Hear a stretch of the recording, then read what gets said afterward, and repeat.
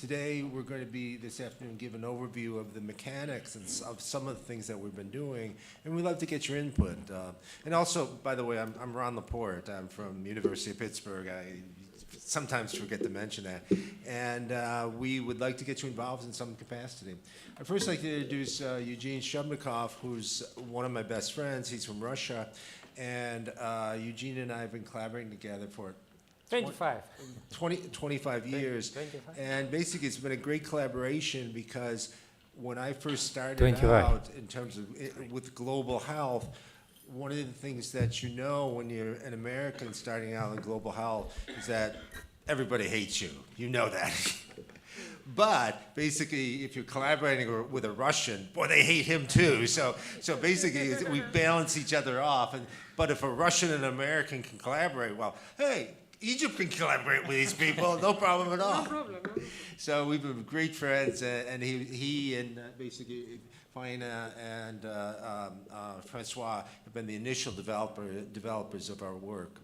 And the main thing I want to talk about is our goal is to bring the Library of Alexandria and make the Library of Alexandria as one of the major centers of science in the world. Clearly one of the major centers in Arab and African countries, but we want to go beyond that, and this may sound crazy, but to rival NIH and NSF. Okay, Eugene, you want to begin? Thank you, Ron. And we exactly know each other with Ron for 25 years. And we already collaborated in the area of childhood diabetes. And 25 years ago, we constructed the largest project in worldwide diabetes incidence. So I think now we'd like to tell you our successful story for bringing Africa and African scientists in the at the center of world science. If it will be possible, we will see. So the topic of my presentation is communities of interest, just introductory presentation before main issues of our collaborations will be presented by other members of our team. And this session is just like a continue of our previous session and the great hall with members of our network. Some of them is here. I see Musa and not yet other participants. We always presenting and publishing from the group, and now all of speakers for today is my collaborators, and of course Zaron is playing major role in conducting our projects. And communities of interest, it's we invented this word during work with science supercourse constructions about 5 or 6 years ago, and networks and grid, and we I may use different terms, but which is actually the network. And this is product and partnership between Supercourse and Library of Alexandria. Okay. Just a moment. And we at the previous session we had several slides by Library of Alexandria team about new project, and this is just the shot from the internet about how the BA African Networks project website looks. And we just recently got information about this project, and this project has 5 areas of collaboration.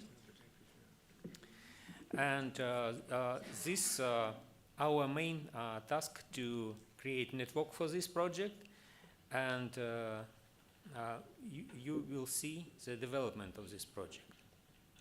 And actually our mission is very simple, to make the Library of Alexandria into one of the major scientific organizations in the world. And exactly we are forming it right now with our speakers and with people who attending this conference. So it's quite easy. And previously we started from just networking through, all our work is after work in the project with diabetes was involved with the creation of internet and email system. From this time we worked through internet. For diabetes project we worked through mail, just posting letters, and sometimes a letter from Ron coming to me in, during 1 month or 2 weeks.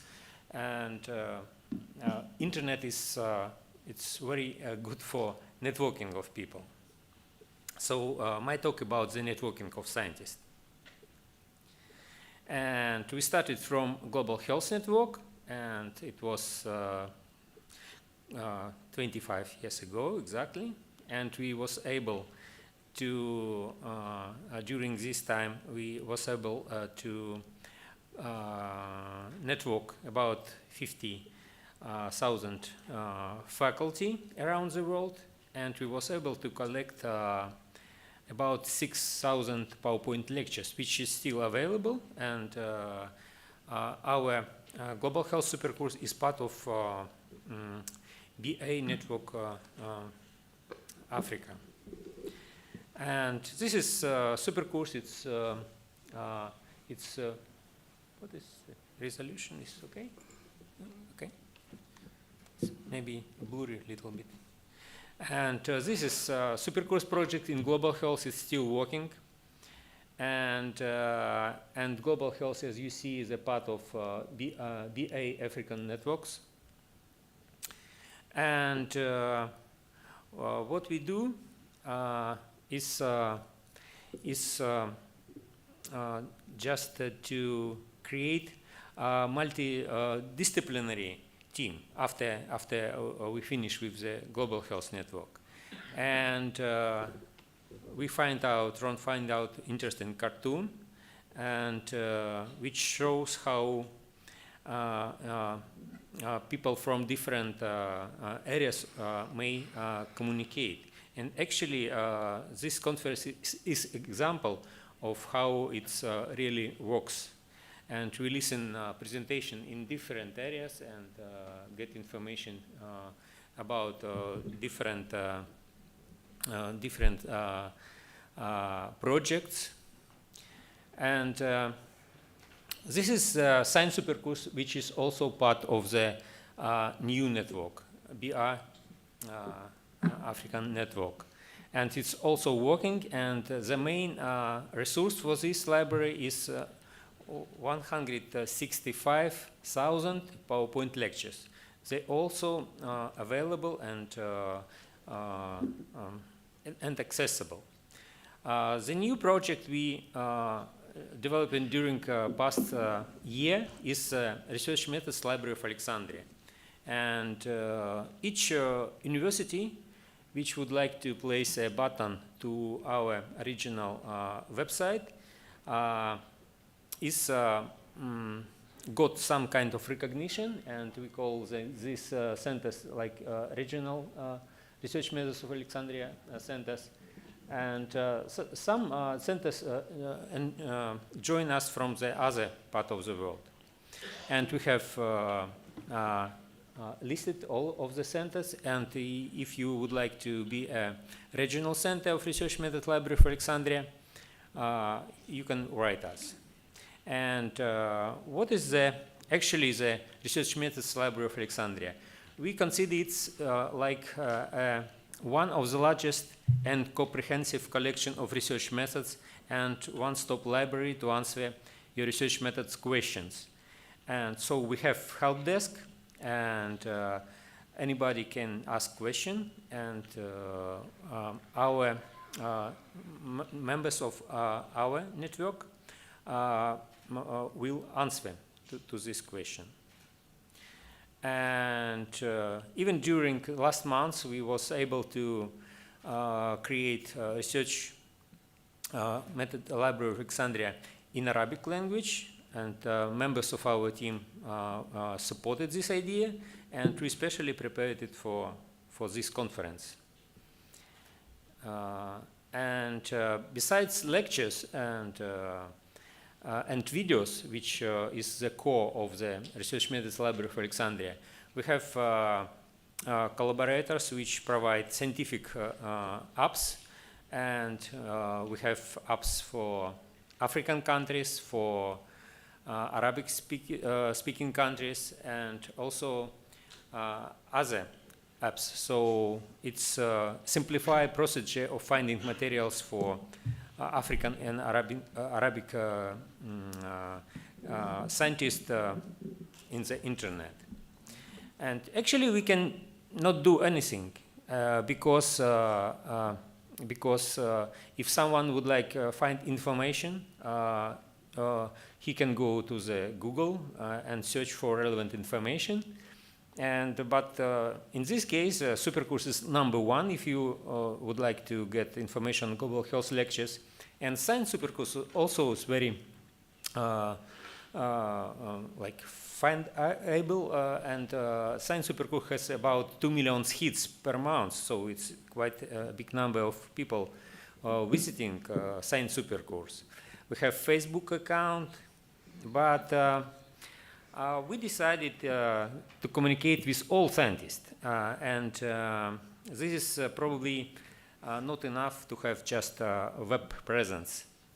And we would like to reach everyone, and we need to use the lists and newsletters and use direct methods. And so we would like to create, and already created, and will continue to create the Library of Alexandria grid.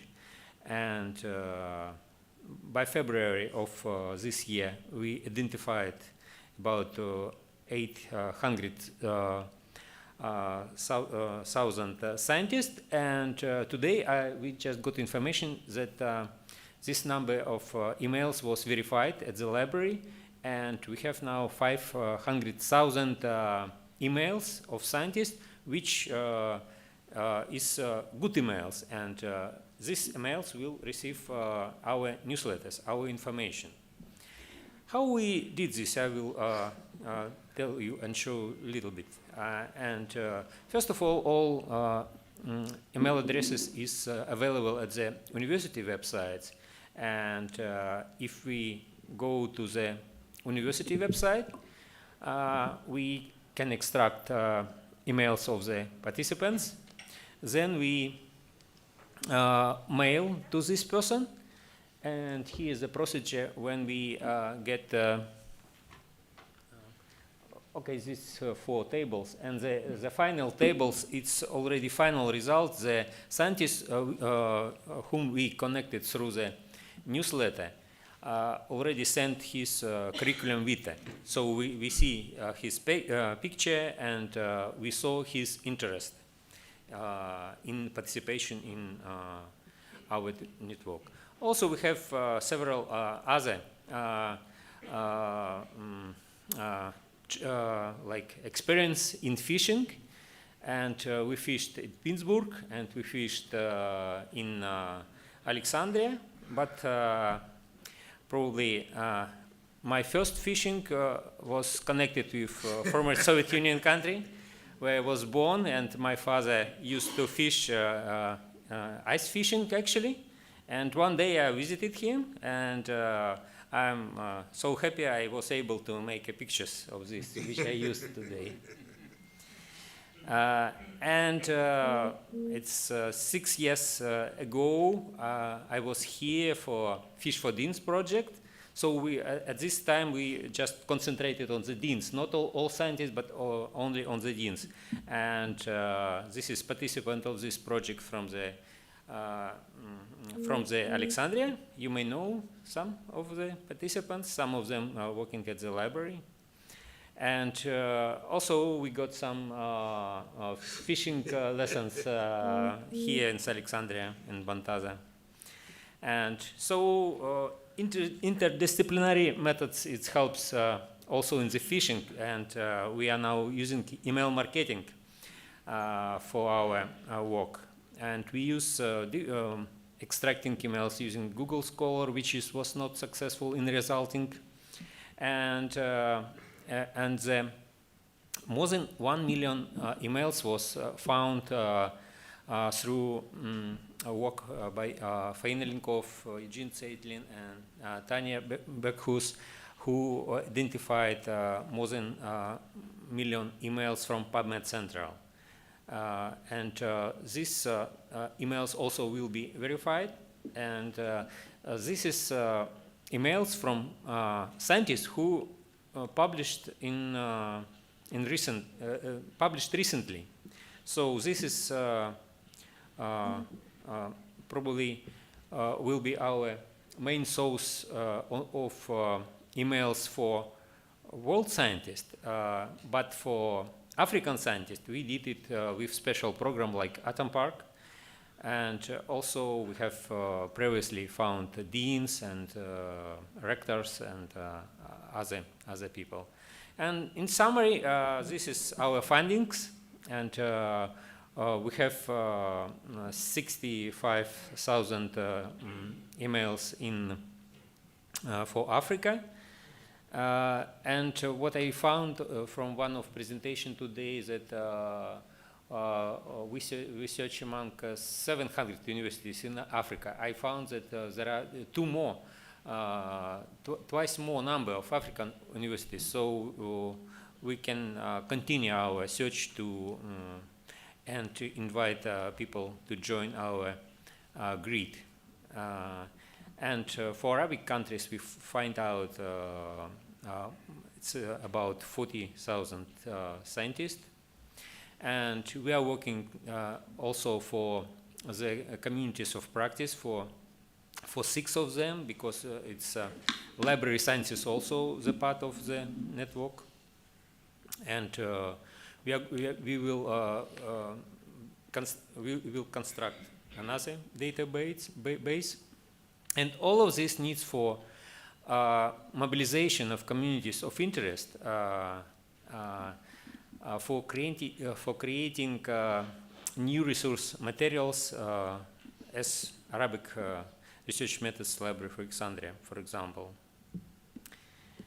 So I think I will finish at this, and I hope my colleagues will continue with describing what we are doing for the BA Africa networks. Oh, actually, I have some more slides. It's we are distributing materials. This is our group, of course. I would like to show everyone participated, and actually, I would like to show you the last picture we made just today. This is our group at the conference on the library, and thank you very much for attention. Eugene, that was wonderful, and I think our philosophy is that if we can identify most of the researchers in the world and connect them, that will put the Library of Alexandria right in the center of science. And currently, of our 2.1 million, that represents about 27% of all the scientists in the world. So we're in very, very good shape. Okay, I'd like to introduce one of my best friends, is Francois Sauer. And when I was working in diabetes epidemiology, as I said, we had one of the largest studies that had ever been done in diabetes epidemiology. And what happened is that we couldn't communicate with them. And I go, well, geez, how do we communicate with them? And so I went over to the library, went over to the computer center, and said, well, we've got something. This is 1980. We've got something that they're only using in physics and only using in computer science, and I go, that can help it communicate. And he looked me in the eye and he said, I looked at him and said, well, what is it? And he goes, the internet. The first time I've ever heard that word. What is this internet thing? I had no idea. But basically, I asked two questions that completely changed my trajectory. And the first question was, well, how quickly can I send a message to Cairo?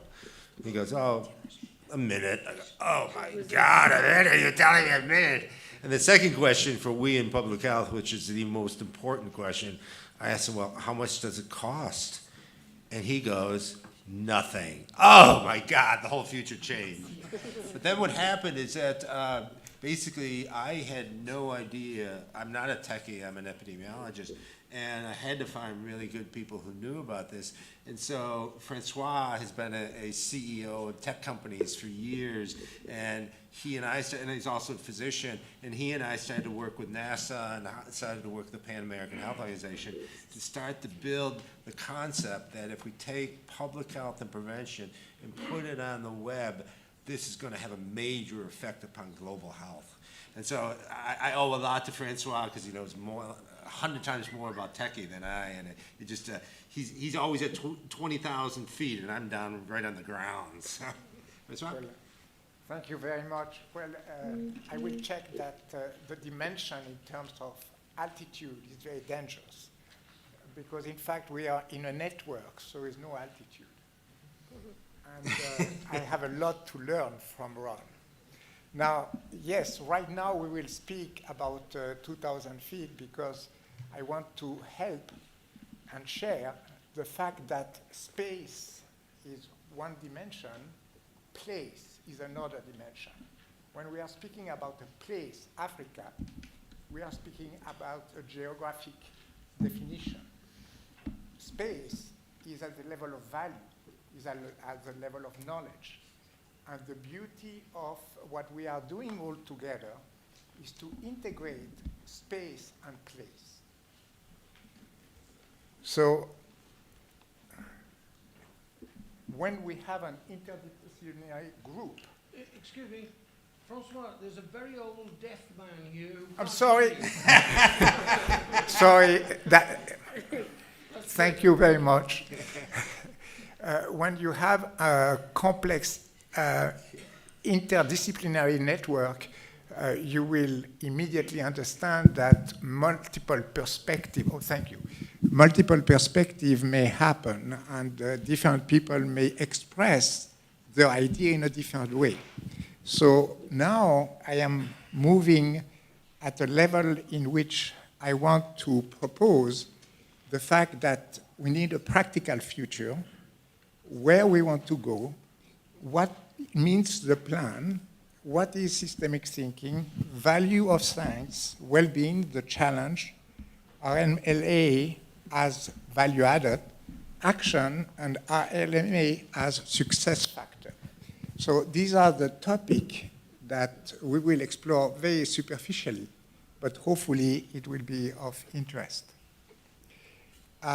Vince Cerf, that is a very good friend of Rohan, and by the way, one of the developers of the internet, say that for this initiative, RMLA, yes, science for scientists to build interdisciplinary science. So a key interest is about that building of interdisciplinary science. On the other hand, Ismael speaks very clearly about the need for building a credible vision for the future. In French, you speak about a projet de société. And what we want is to translate that vision into a practical future. So the library has an incredible umbrella in terms of her ambition, of her vision, because its access to knowledge is a fundamental right and its sharing is a fundamental duty. In the case of our MLA, we are much limited. The purpose is help people how to think about social science, building an interdisciplinary research. So it's much more focused on a way of thinking. when we are developing that access and sharing about interdisciplinary knowledge, we are basically focusing on two dimensions. One is the human being, because at the end of the day, we are doing that for human. And this is the beauty of the network that run developed with a large team that you are already exposed. The other dimension is the digitalization of knowledge using available technology. And I will say that the Library of Alexandria has a superb team in information technology. And not only in information technology, but also in linguistic. So we are combining the power, the competence of that team with a network that is already very well described. Now, Ismail speak about the meta web that connect intelligence. So building a scientific network of network has for us two purposes. One, obviously, we want to empower the people who are participating in the network. It's the same as an iPhone. In one point, if only one person has an iPhone, it's not very useful. But as soon as you can communicate with many, then you have a ripple effect. The other aspect of it, and this is where we speak more about a space than a place, is a value system. And when we speak about a value system, at this point, we will limit value system of science. Although I have the privilege to attend a previous presentation where we were speaking about the complexity of a value system in terms of ethic. On the side of digitalization, we will look at the digitalization from two perspectives. One, obviously, is going from papyrus to digital. And the other dimension that is much more complex is about taming the complexity and chaos of the current available data, information, and knowledge. Because today, one thing is to have access to knowledge, and another is to have an useful information. And we will cover that. So going from papyrus to digital means that we are dematerializing, democratizing, demonetizing the sharing of knowledge. As we do that, what we are providing is access to additional knowledge anytime, from anywhere, and for free. So this initiative is not only for the continent of Africa, it's for the world. If we think about taming the complexity of data information, we have again two very interesting aspects. One is obtaining useful information and knowledge, but today the intelligence tools, the big data are still very limited, and I can guarantee that when someone will make some exploration, statistical exploration, is a lot of work. It's not an easy process. So again, you have brilliant presentation that we're speaking about correlation of different dimensions, and we will not go back to that subject, but the fact is processing data is not easy. So the advantage of the RMLA is that you have also access to experts, to human beings with accumulated experience that in many cases are extremely useful to organize your research. So if you think about building an interdisciplinary science, it's very complex and tricky because at one point you need to create a vocabulary to exchange information, to exchange knowledge between different disciplines. And the vocabulary of each discipline in terms of nouns are very, very extensive. And there's no mapping from one discipline to another discipline. So the challenge is not to have keywords, that is the conventional way to do it, but to have key verbs, because actions in terms of verbs are consistent between disciplines. And again, this is what we need to look at and where we expect the library to help us, creating application with associative memories and different elements. Now, that means that we also need a syntax, but we don't need to go into detail. So all that complexity need a different way of thinking. And this is where we want to propose system thinking. System thinking is very different than the conventional thinking in a mechanistic way, because system thinking presupposes that the whole defines the behavior of the part, when the conventional way of thinking is that the part defines the behavior of the whole. So in a mechanistic thinking, we think in terms of object. In a systemic thinking, we are in a world of non-material processes and the organizational patterns. Now, Ron say, well, François, that's make it more clear. And so I try to have a very simple example. If you look at the mechanistic thinking, you can think about different action, and we can stimulate that by the hand, and object like a glass. Well, if I take a glass, I can, if it's good wine, drink it. I can break it. I can empty it. I have very specific action that I can anticipate in terms of result. I know exactly what will happen.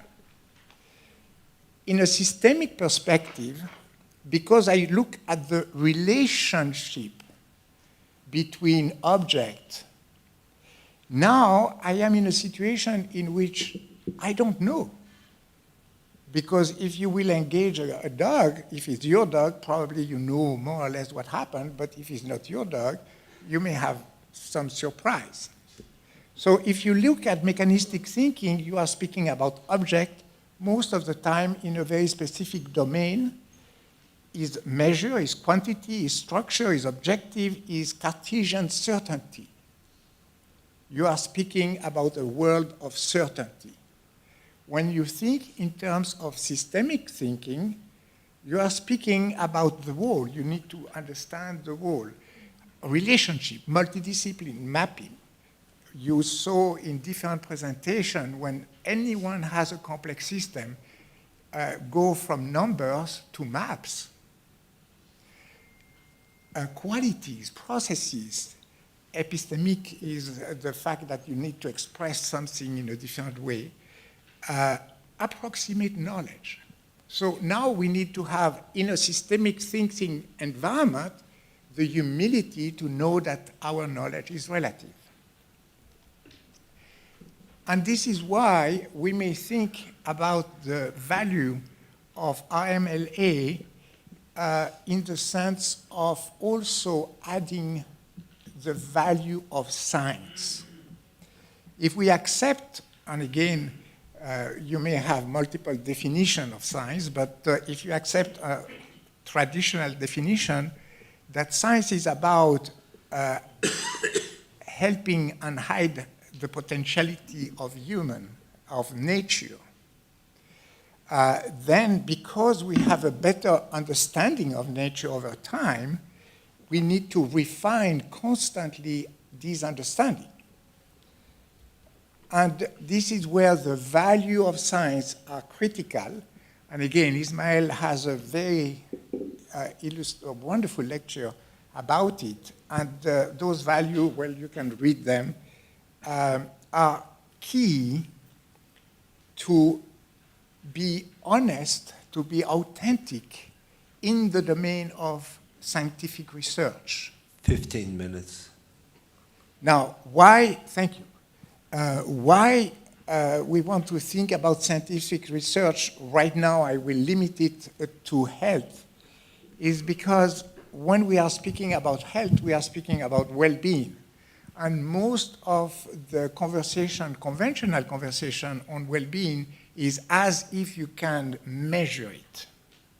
And in fact, well-being may be something that you do not measure in terms of an absolute, but in terms of a relative. Because well-being, at the end, is a gap between what you desire and what you experience at a biopsychosocial level. So, considering time, I will say that that complete match is critical, because if you can adapt to changes, then you want to accept the past, you want to be graceful for the present and having a state of peace and harmony, and at the same time you want to be confident about the future. So in social science, and again it's a small domain because there's many other, in social science we need to accept complexity as a key element of it. And until recently, we didn't have the mathematical tools to be able to process complexity. Today we have some, system dynamic and others. So what is the value added of RMLA? Well, on one hand, integrate a specific value for a set of diversity and diverse participants. On the other hand, harness that thinking to address key problems. And that focus is what will help us develop learning, scientific, mechanistic, and systemic thinking, because it's not that one is good, the other is bad. We need both. Humility, tolerance, dialogue, and understanding. And this interdisciplinary attribute is what we can consider will help as a foundation for peace and harmony in the world. So in summary, we have a scientific network of network, a grid. We have an open system because we absorb energy, we absorb information, we absorb resources, but also a closed system because we share a set of value that create a specific environment, a specific ecosystem. And we are also advocate for science in terms of building interdisciplinary science. You have it already. So what is the next step? Well, we can still start to connect with other programs, and this is only an illustration. SHINE is a program about sustainability and health. ESSENCE is a program that more focused on Africa only, although not limited to Africa. So if we think about how to measure success, we can speak about quantitative measure, and we have already revisited some of them. And I just want to look at the global success from the perspective of having scientists that can manifest to the fullest their talent and contribute their best to peace and harmony in the world, finding net positive solutions to improve sustainability and health. So in terms of closing, we need to accept that we are human, and still we have a lot to do to understand our humanness. Thank you.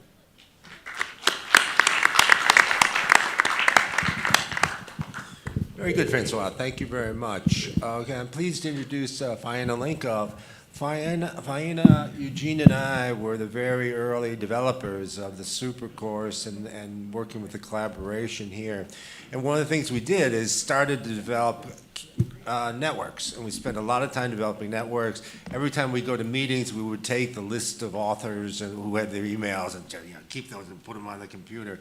And Faina was incredibly successful because we were collecting lectures at the time, And we decided to collect the lectures of Nobel Prize winners from around the world. And finally, we just call them up and say, "Hi, Nobel Prize winner, can we take your lecture?" It was very, very impressive. It formed the basis of our building of the communities of interest. And finally, Linkoff is now an associate professor at the University of Pittsburgh, and we've been working together for 16 years. okay, long time. Okay, fine. Okay. First of all, thank you very much for being here. I would say this is one of the most challenging talks that I'll ever give in my life, because this program today started, I would say, what is it, like 11 hours ago, and I'm very pleased that somebody is still willing to come here and listen to us. I hope this is going to be one of the most interesting sessions that you attended in this program. So as Ron said, we've been working together for quite a long time.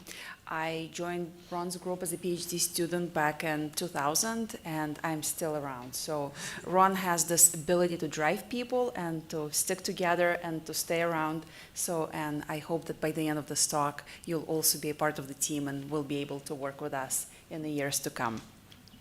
So our work with Ron basically drew together a lot of very interesting individuals, including Vint Cerf, the father of the internet, and we presented with him at the AAAS session in Washington, D.C. a couple of months ago.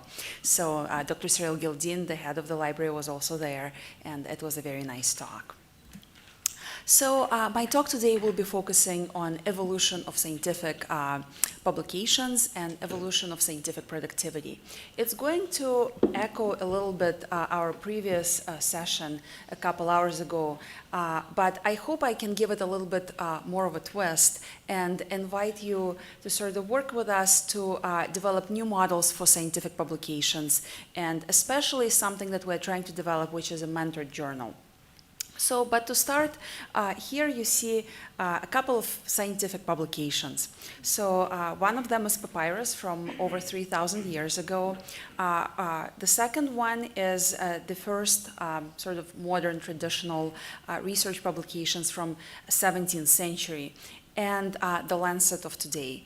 All of them look pretty similar. However, today we have a slew of different challenging, and one of them is a peer review. So just to kind of make us think about the peer review systems, if you think about the works of Albert Einstein about 100 years ago, his most influential work has not been peer reviewed. Today, in order to publish your work to be scientifically productive, you need to go through many, many different steps, and peer review is always a challenge. So around the world, we have different challenges associated with scientific productivity. And one of the biggest challenges is that the developing world does not have the same opportunities to publish as we enjoy in the United States and other countries like China, United Kingdom, and many others. In our collaboration with the Library of Alexandria, we're trying to create a flatter system where more people are able to publish and share their research discoveries. As a part of this system, we're trying to develop our Central Asian Journal of Global Health, which is a journal encouraging publication in Central Asian region. But we're also trying to set up a journal in Africa. And Dr. Cyril Gildin has been extremely positive about it. And actually, he offered an opportunity to participants of this BioVision to publish their work in our journal. So I want to invite everybody to submit articles for publication in the Central Asian Journal of Global Health. And if you have any questions about the submission process, you can talk to me after the session today. So as our colleague, Dr. Musa Khanna, suggested in his previous talk, developing countries produce 80% of the world's population. However, based on different estimates, only about 12 to 20% of the world's publication, whereas developed countries produce most of the scientific publications, while they only have 20% of the world's population. Even if scientists in the developing world do publish, there is a little bit of a problem. So in the time of Ebola epidemic, what I did is I went on Google Scholar, and basically my question was very simple. If I look at the top 5 research papers about Ebola, who published them? So, and it's very easy to check what country it's coming from by looking at the corresponding author. So I looked at those top-cited Ebola articles. It was like a few months ago, and only one of them came from a corresponding author in Africa, which was very, very interesting, and kind of illustrates the picture that developing countries are not necessarily producing the research that actually talks about the problems of Africa. So that was an interesting thing that we observed. This picture, interestingly, represents the inequality in scientific productivity around the world. So this is how the world looks like if you only look at the research productivity and the number of publications. It's a little outdated. It was produced about 10 years ago, but still demonstrates very nicely that Africa is producing very minimal number of research publications compared to North America or Western Europe. And this is something that we're working with the Library of Alexandria on and trying to change. Again, our colleagues in the previous session spent a lot of time talking about why there is a low publication rate in Africa. But I want to focus just on a couple of points that have not been highlighted in previous talks. So one of them is that there are sometimes few connections with Western scientists. Also, sometimes there are language difficulties. So we talked about the fact that in Africa, for example, there are many scientists that speak only French and not necessarily English. Also, there is another interesting challenge. In my papers, and I mostly publish on cancer epidemiology, my papers today have 10 and more authors. They could be biostatisticians, pathologists, doctors, epidemiologists, so there's lots and lots of authors. So everybody gets a credit and everybody is willing to collaborate. What sometimes happens in Africa and Central Asia is that there is a local culture where monographs or single authored publications are preferred. So authors are not willing to work with each other. There is lower cooperation between people because there is unhealthy competition. So sometimes it's a difficult challenge.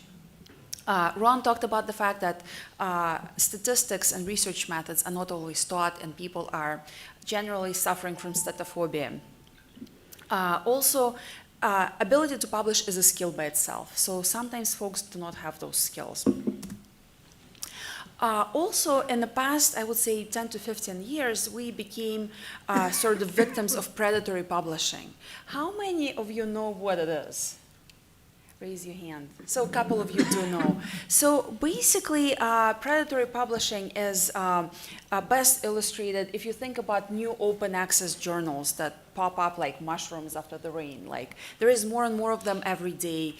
You continuously get invitations like to submit something to them and pay like $3,000 or £2,000 to publish in one of those journals. They offer you very quick peer review. They offer that you'll be like the next Freud or Einstein, and basically a lot of people become victims because they pay the money to publish and then that publication is not very credible.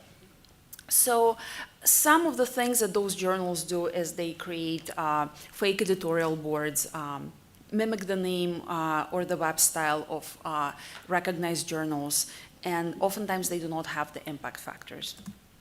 So just to illustrate how you could recognize a predatory invitation to the journal, this is the kind of email that I always get. I get about 20 of them each day. And basically what happened is that those journals, they get my email address from my publications because I have over 100 different publications online. So, and then they send me those emails. So, basically, how do I recognize that this is a fake invitation? So one of them is like, this is a journal of HIV and AIDS. I have no publications in HIV and AIDS. So this means that they just got my email from random research publication. They're contacting me randomly. This is not intended for me. This is intended for like a potential victim who is willing to pay the money. There is not much information about the journal. It's very clear that this is volume 2, issue 2, so this is a very new journal. So also very interesting thing that you see here is they say you can submit the article as an attachment to email. This is also a red flag because these days most publications are being submitted through online system. So this is all fake. And one thing, for the heck of it, I went to the website, I checked the editorial board, it wasn't even there. So this journal doesn't have an impact factor, doesn't have an editorial board. So this is how you know that it's a fake. So, and if any of you have any questions, you can talk to me after the session because basically I do have a lot of experience with those kinds of journals. So as our colleagues alluded to before, there is a huge productivity gap between Africa and Western Europe and Asia. And hopefully this is something that we can fix with the Library of Alexandria grid, which we're trying to build here by pulling together a large number of scientists, and our ambition is over 1 million at this point. We have at least 600,000 working emails. But our hope is that the ancient Library of Alexandria was the beacon of knowledge of the ancient world, and that the new Library of Alexandria will be the knowledge grid of Africa, Middle East, and the whole world today. Ron and others talked a lot about Research Methods Library of Alexandria, which will be the collection of research methods materials. So I'm not going to talk much about that. But we do hope that the Research Methods Library of Alexandria will serve as a research incubation, where a junior scientist with a brilliant scientific idea will be able to connect with senior and more seasoned mentors who will be able to mentor them through the publication process or through research development process so that they can become more scientifically productive and actually allow their knowledge to be published and seen by others. This picture represents some of the centers that we have around the world who connected to the Research Methods Library of Alexandria. Supercourse of Science is a project that Eugene talked about, so I'll skip this slide, but we do have a lot of lectures there, so please come and visit. One of the key things that I want to highlight here is the fact that we need to improve interdisciplinary work with global scientists. And we can do that through many things. One of them is building trust, encouraging scientific collaboration, avoiding silos, and silo is basically a concept of each discipline working within itself. So I'm a cancer epidemiologist, I just work with cancer people. Ron is a diabetes epidemiologist, he only works with diabetes people. So we all need to work together. We need new communities of interest, as Eugene talked about, and we need to establish novel forms for scientific communications. We already talked about the Library of Alexandria grid, and this picture is something is from the meeting that happened here at the library about 6 months ago. And basically, we talked about our very ambitious plan of reaching 1 million scientists to establish the Library of Alexandria grid. I want to spend the last few minutes of this presentation talking about the opportunities to develop new journals. So as we mentioned in our previous block of lectures, we do need new journals in the African continent. And one of the critical things that is missing for journals in Africa and all over the world is the mentoring component for authors to produce high-quality publications. So in general, journals are designed to reject bad papers. So if you submit something with poorly defined research methods, they'll just reject it. Even if you have a good idea, most of the journals will not work with you to improve your publication. So what we're trying to do with our Central Asian Journal of Global Health that I'm talking about right now is to work with authors to improve their publication quality. So we're hoping to provide help, support, and guidance in developing those publications. We developed Central Asian Journal of Global Health. Originally, our focus is Central Asian continent, but now we're expanding to African continent. And I'm serving as an editor-in-chief of the journal, and we had it for about 4 years now. So our travels took us to Kazakhstan, where the journal started, and very interesting region. As a part of that journal, we so far collaborated with about 2,000 scientists. And we hope that Central Asian Journal of Global Health will be a model for a new African journal. So I'll skip that. So we do hope that with this journal and other activities that our group described, we'll be able to expand our academic networks and develop new collaborations with all of you and with the library.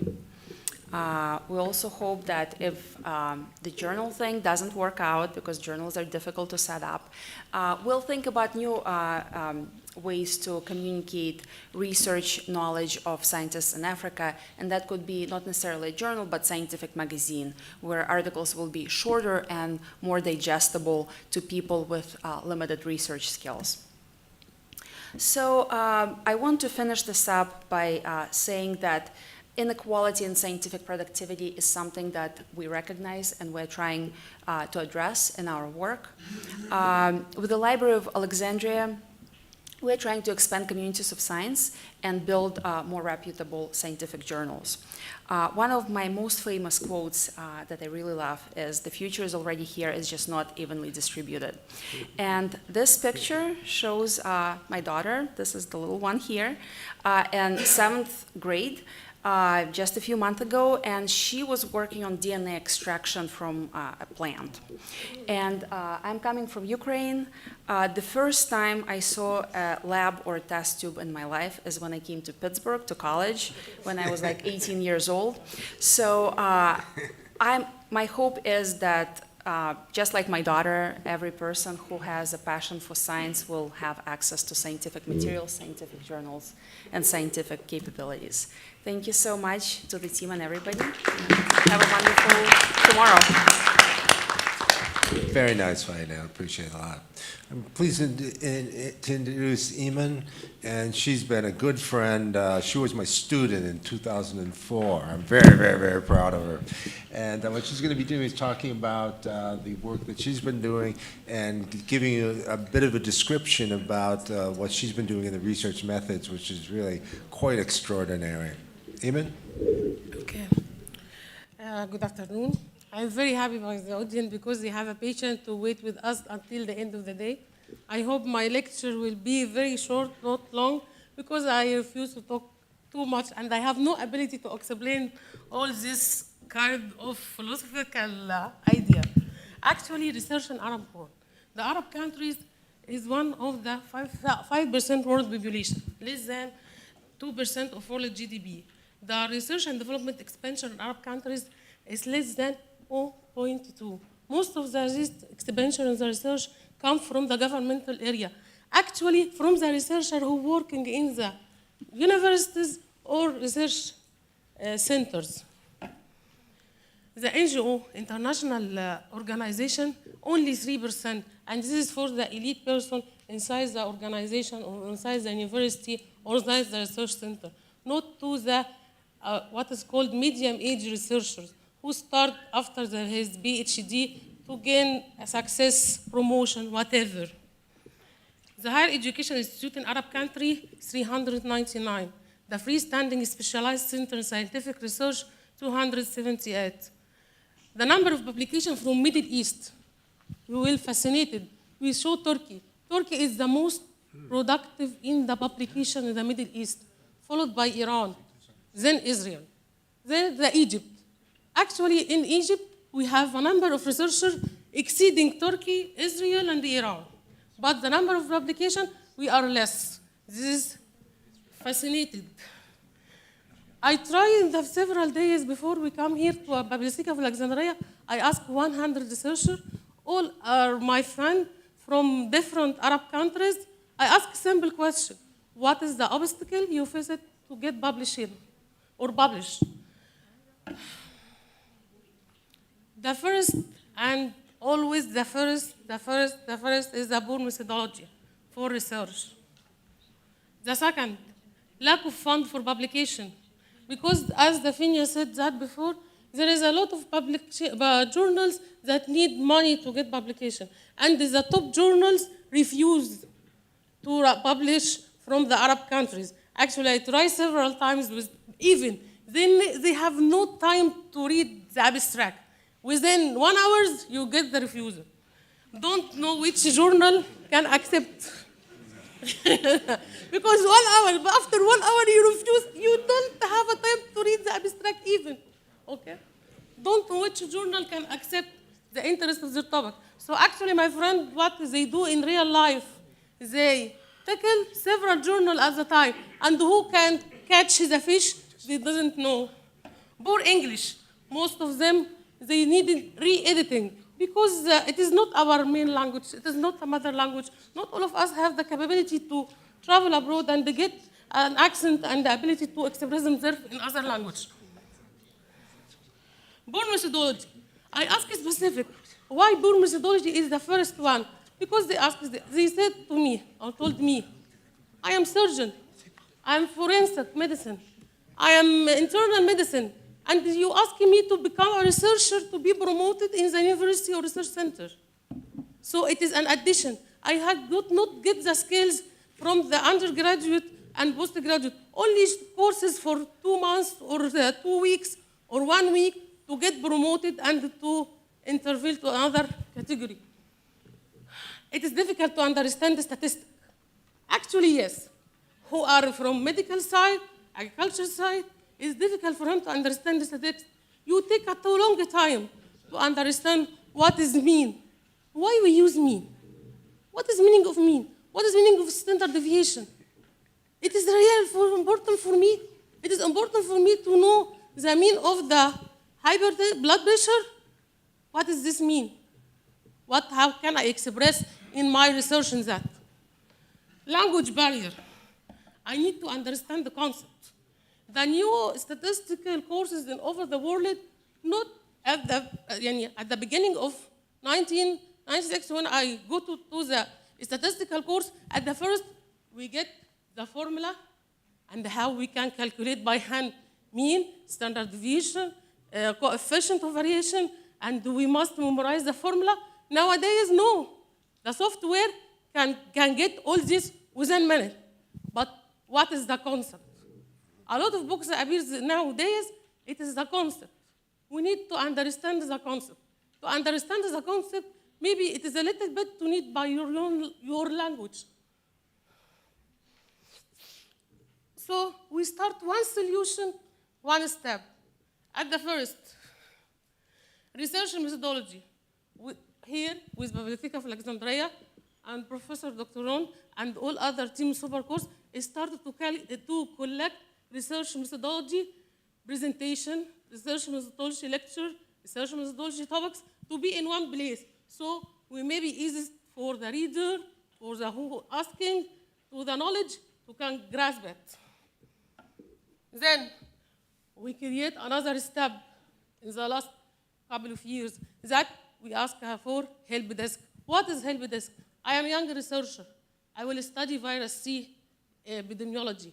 How can my idea translate it to the methodology? How can I get sample size? So maybe I need a help from the gray hair professor to help me to catch the idea. How we can write a scientific way to catch proposal or sampling size or methodological.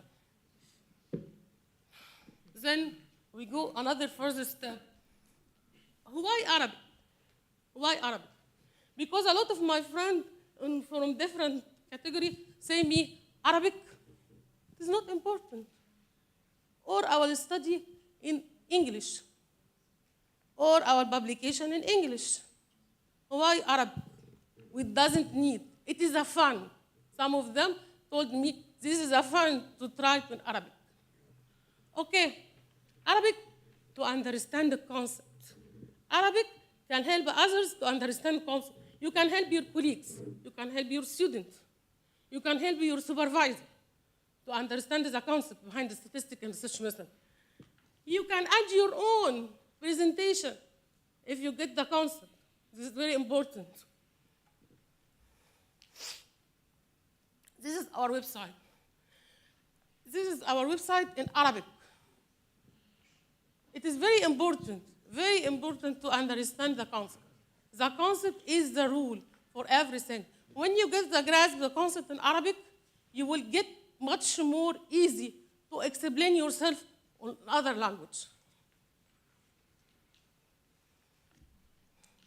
This is the number of visitors of our website from 4th of March to 4th of April. The majority from Saudi Arabia, who has a very powerful publication, very powerful journal, and Jordan. And the Egyptian is a little, but we are in a step way. It is only 1 month. This is our team. I am thankful for this wonderful team. They are ready for help. They're ready for asking anything. So I would like to thank Dr. Ron, Professor Dr. Ron, and all other team for the super course, for their support for our Arabic site. Thank you. That was very, very nice. Thank you very much. And as we've all said to you, we'd love to have you join our effort. We're all basically doing this for free on a volunteer basis, but we would love to have expertise who could help and work with us in other aspects of this. Let's take a few questions if you have any. I know the hour is late, but if you have any burning questions.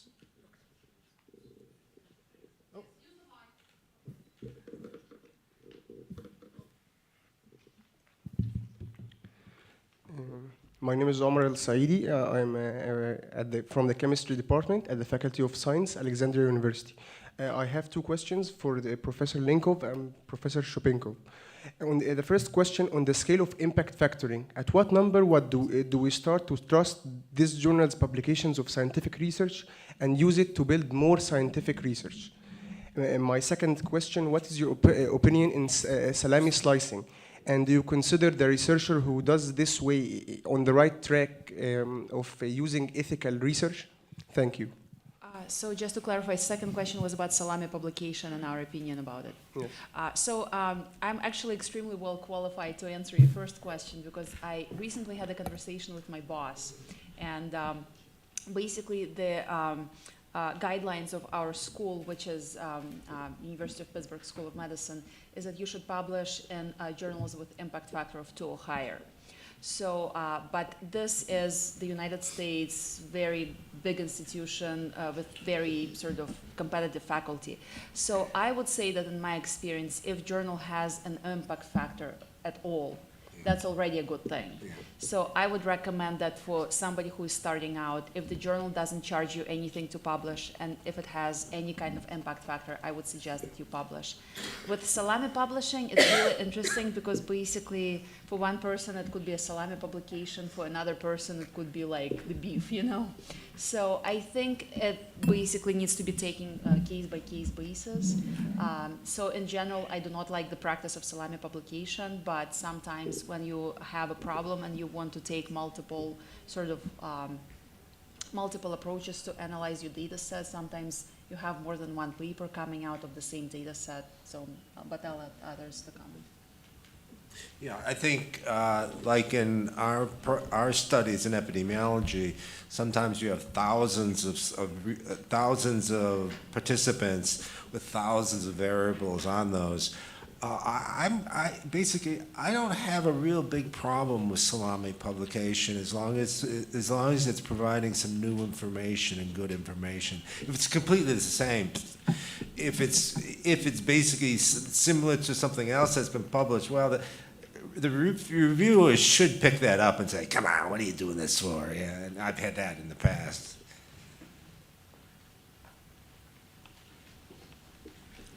Oh, okay. Okay, further away. Wait, you.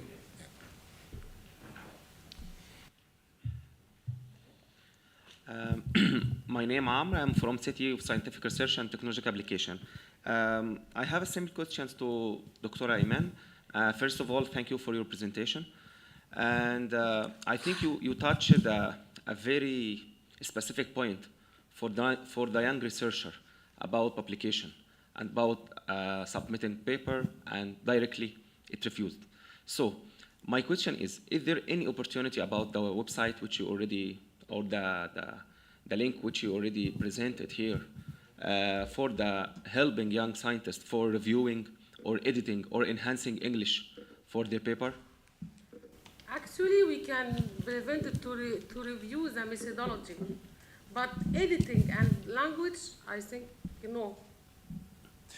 And the reason for it is that I'm a full professor, and I really don't want to correct somebody's English, to be frank. And where you can now just send that to a website and you can get the English corrected. After you correct the English, then I'll help you. And I think that's the attitude of the whole thing here. English, you should be able to, there's so many places now that you can get the English corrected, but there's so few places you can get the methodology corrected. Mm-hmm. Thank you. Let's go. Klaus, Klaus, did you have a question? Well, just to find out, thank you for your thoughtful and wonderful presentation. And the only thing I deplore is that it's more on the medical side, your system, and it's not. It's more on the medicine side, what you are trying to achieve. I always see medical examples and medical medicine interest. This is a question, and the other thing is a small and rude remark. Predator journals are even worse. Predator journals, the latest mode is that they catch the victims, and after 1 day of publication, the domain disappears. And then you have to pay a large sum to get it done again. And the only good side of it is that lately Seralini was captured like that. And he was then trying to republish it, and he finally got it, but he never revealed how much he paid for it. Quick comment, our parent super course started in public health and medicine, but our collaboration with the Library of Alexandria today is expanding to other areas, including agriculture, environmental health, and many other areas. Yeah, and our grid that we produced in Africa and Arab countries are faculty members of universities. And we even have English and sociology, et cetera, because we see the need for expansion for exactly what you said. Yes, as I mentioned in my presentation in Kenya, we've realized about these predatory journals. What we have now decided to do is to accredit.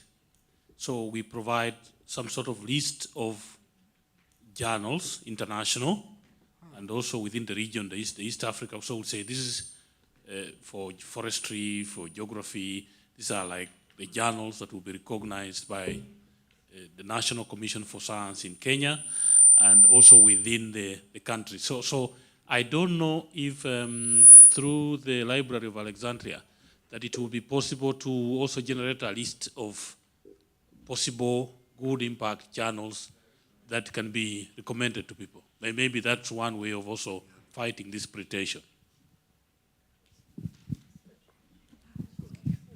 Thank you.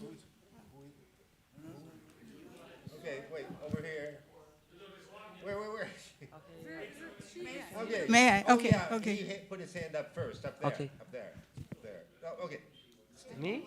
No. The guy oh, no, you already responded. Yeah, you. Me? Okay, I'm sorry for that.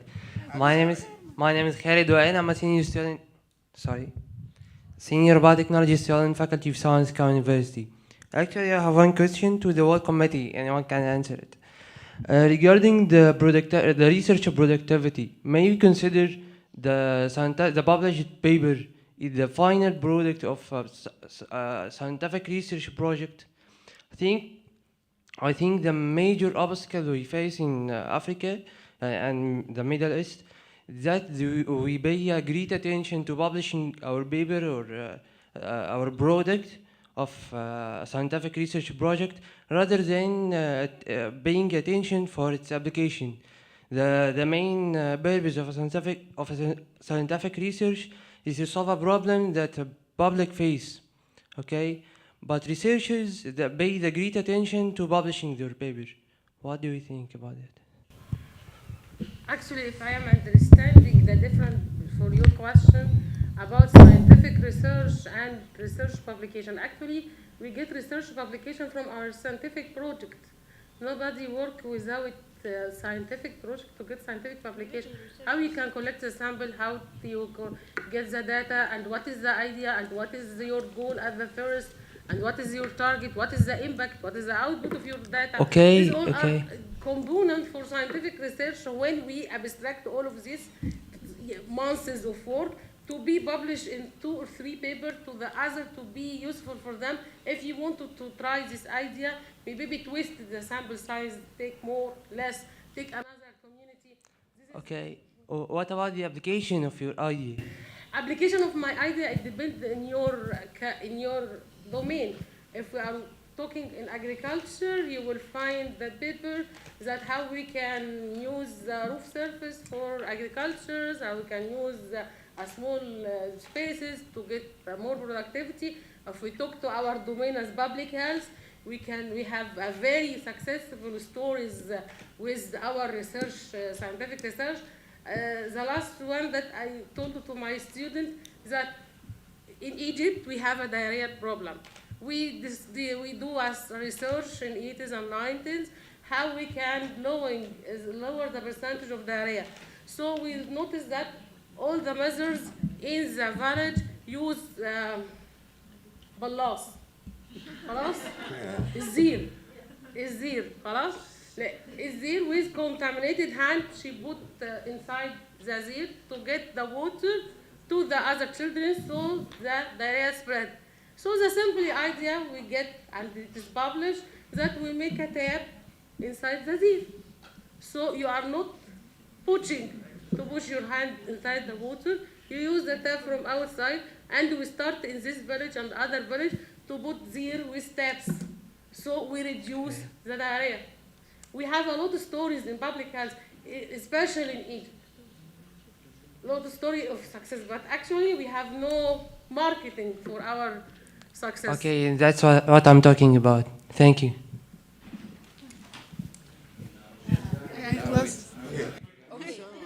Behind you. Yeah. Klaus's family. Thank you very much. I'm Suad Suleiman from Sudan, Sudanese National Academy of Sciences. I want to comment on 2 points. The last one of the young researcher. The young researchers, we always, when they are dealing with local problems, we always encourage them to publish in the local journals, because these are the things, the problems that that are important in our community rather than an international journal. So they always ask, they want to publish in an international journal. You go step by step.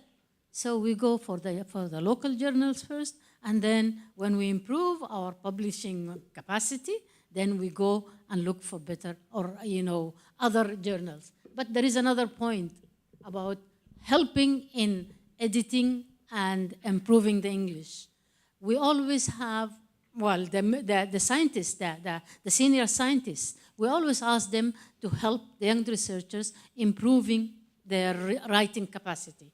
There is, what do they call it, author aid from WHO, I think. They also help young researchers in that.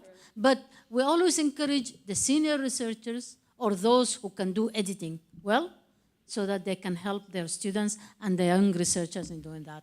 In Sudan, we have a good experience. We formed a small group of what we call Sudan editors, and we review journals. So before publication, they send the journal to us, we go through it, and we put it in a camera-ready form. We don't interfere with the idea or the science or whatever, but we put it in a camera-ready form so that this is in a presentable way of having the publication going through, so that we don't publish journals that contain lots of mistakes. We do this for a charge, but the publishing house pays for that because it's time consuming sometimes. But most of the time when they say we don't have the money, we volunteer. We just do it. Okay, Thank you. are there any other Yeah, I questions? think it's time for Ljubljana to to say something? You have a question? Yeah, sure. And a quick comment about local journals. In our experience, what sometimes happens is that people do a very nice first step, publish in a local journal, but then unfortunately some people get stuck in local journals and never go to the higher level. So Yeah, that's the only concern. And our reality is that we're there to try to improve international publications. And that's our bottom line. They're going to be in English. And so we're avoiding anything at the local journals because they're just not seen. I just want to make one other point, because what we're envisioning is the possibility of what we're doing in Kenya is we're holding a session and a session whereby we're giving a short training course in research and research methodology. We did that in 2004 here at the library, and so what we're envisioning is doing short courses like this. And on the other part of this is that we see that it's very possible to develop a mentoring system through the internet. So we can answer questions, but take it from right from the beginning all the way through where there's a lot of people who'd be very happy to help international students, and basically so that they're true mentors, work with their mentors, but at the same time, in addition. Okay, Ljubljana? Thank you. I have a question to Francois, because I'm fascinated from this idea about systemic thinking, and I know how difficult it is as philosopher, and I think that the big misunderstanding is coming because from the confrontation between two types of knowledge, as observer, as a participant. And it could be more efficient to go in this way, to make the difference between the roles of participant and observer, and then between the languages. If I'm observer, then I'm describing a life which I'm not leading, and I'm speaking in its language.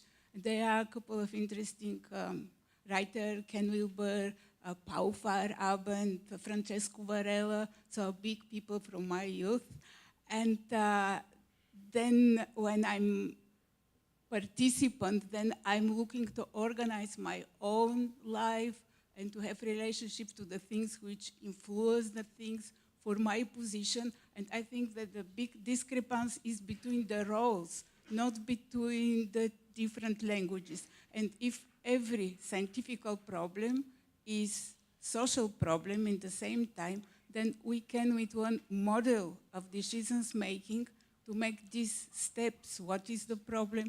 What we want to achieve? How we compare the alternatives? What is our instrumental opportunity? And then the concept is born, and then the languages are converged. Maybe we have to start from our roles and not from the languages, I think. What do you think, Francois? No, it makes a lot of sense to think about the process as you describe it. Yes. And in fact, at the end of the day, we may want to look in both ways, because the process is expressed in a language, and therefore the language is the way in which we capture the process. And the values, they are coming visible, and they are getting visible if we are getting in processual language. Absolutely. Well, Okay. it's an emerging process. Yes, then is the processing language. Okay, I think we're going to have to close this off because it's now 7:41. But we're staying here, so... We'll be staying here, and if you want to ask us any maybe questions. last question from Musa? Okay, Musa, you can be the last one. Okay, well, mine is just a little... Oh, wait. You can ask us anytime. Sorry, Musa, you have to give your... Okay, your it's just a little microphone. comment. Okay. There's a resource. If you want to check if a potential predatory journal is, you want to be sure it is either genuine or predatory, there is a Bill's predatory list of predatory journal. He updates it all the time in the year. Right. Bill's, BEALL, list of predatory journal. Very good point.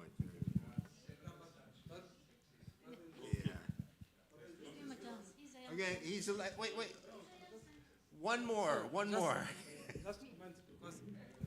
The bill list is a very informative list, but there is some journals, good journals with impact factor included in this list. I wanted to ask if can we trust 100% in this list or not? I would say that you have to do your own research and basically explore the site of the journal. If the journal doesn't take money for your publication, there is a higher chance that it's a legitimate journal. So I never check any lists. I just go to the journal site and basically. When you look at the site, you know. Yeah, I mean, one thing that I do. First thing, send me $3,000. Geez. One thing that I do is I check PubMed and try to figure out which journals publish papers that are of interest and that are similar to my work. That's how I find One more question. Thank you, sir. Doctor, there is a great gap or a hole where young researchers fall in. It's scientific English. They can't express their idea even in the search bar for in Google Scholar or other research engines. They can't explain what they want to search about. And unfortunately, we don't find people or senior researchers or scientists to have the experience of explaining the idea we are thinking in foreign language like English. The easiest way to do this, I tell all of my students, you're working on a project on cardiovascular disease in apples. You do a search in Google, Google Scholar, find the people publish on Google on cardiovascular disease in apples, and just send emails to them asking the question. You send it 10, you get 2 answers, and so it's actually pretty easy to do. But I can answer. I understand what he say. Actually, Dr. Ron, he asked about how we can search about his idea. Actually, to improve your language, English language, start with Toy Story, okay? To get the language, grasp language, okay? But actually, scientific research is very easy. To get the scholarship, Google, whatever. Yeah. Okay. That's it, gang. Thank you very much. We really appreciate your questions. You can come to the podium and ask questions if you like. Questions. We really appreciate your help.